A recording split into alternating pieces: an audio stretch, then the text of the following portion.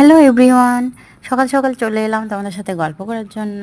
এদিকে দেখতেই পাচ্ছ যে কি সুন্দর ওয়েদার, আর এদিকে আমার অনেক কাজ পড়ে আছে।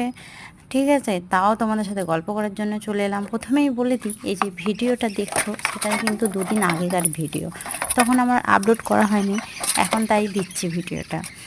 তো দুঃখের বিষয় এটাই যে আমাদের যে কাজের দিদিটা আছে, সে কিছু কারণবশত আসতে পারেনি, কারণ তার বাচ্চার শরীর খারাপ।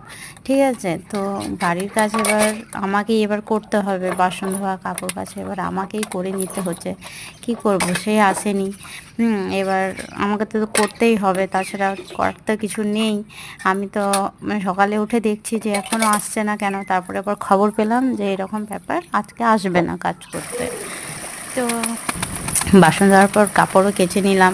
হ্যাঁ, এদিকে তো তোমরা কে কোথা থেকে ভিডিওটা দেখছো, তো প্লিজ আমাকে জানাবে কমেন্ট করে। তোমরা তো কেউই সাবস্ক্রাইব করছো না, পাশে থাকছো না, লাইক করছো না। কি ব্যাপার কি তোমাদের? আমার কি ভিডিও ভালো লাগছে না?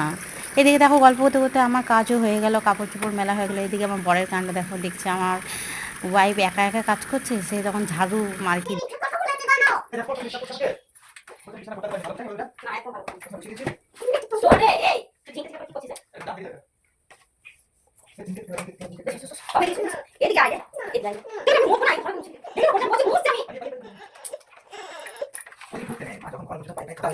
হ্যাঁ, খুব সুন্দর বলেছো তুমি। গুড গার্ল বলেছো স্টার্ট। ওই দেখো বাবা।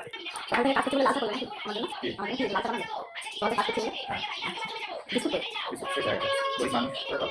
টাকা নেই বলে দিস না খাইবা। আমি চা খেতে থাকি, চা খাওয়ার পর স্নান করবো, দিয়ে পুজো করবো।